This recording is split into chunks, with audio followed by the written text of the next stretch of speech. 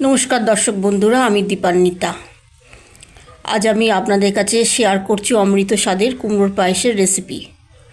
এই পায়েসটা চটজলদি যেমন তৈরি করে নেওয়া যায় আর খেতেও তেমন সুস্বাদু হয়। আর সামনেই আসছে দোল। এই দোলের দিন ঘরে অতি সহজেই পায়েসটি তৈরি করে আত্মীয় স্বজন অতিথিদের খাওয়াতে পারবেন। তাহলে চলুন সময় নষ্ট না করে পায়েস রান্নাটা দেখিয়ে দিই। কুমড়োর পায়েস তৈরি করার জন্য আমি মিষ্টি কুমড়ো নিয়েছি।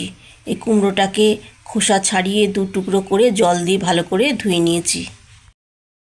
এবার কুমড়োটাকে আমি একটা গ্রেটারের সাহায্যে গ্রেট করে নিচ্ছি।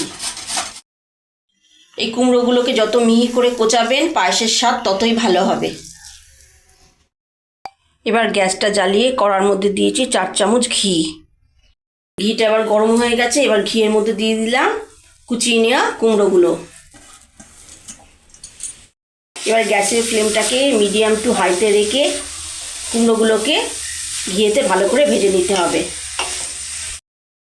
এই কুমড়োটাকে 6-7 মিনিট ধরে ভাজতে হবে যাতে কুমড়োর কাঁচা গন্ধ চলে যায়।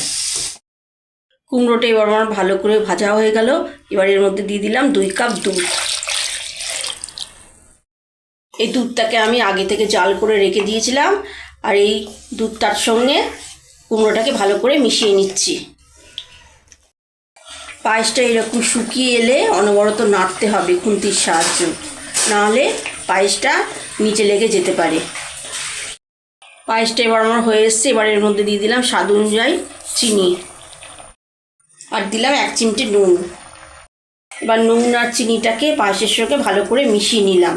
এই নুন দিলে কি হয়, পায়েসের টেস্টটা আরও ভালো আসে। আর দিলাম কিছুটা আমন্ড বাদাম কুচি আর কিশমিশ। আমন্ড বাদাম আর কিশমিশটাকে পায়েসের সঙ্গে মিশিয়ে দিলাম। আপনারা আমন্ড বাদামের বদলে কাজুও দিতে পারেন। এবার পায়েসটাকে একটু 2-3 মিনিট ধরে ফুটিয়ে নিলেই পায়েসটা তৈরি হয়ে যাবে।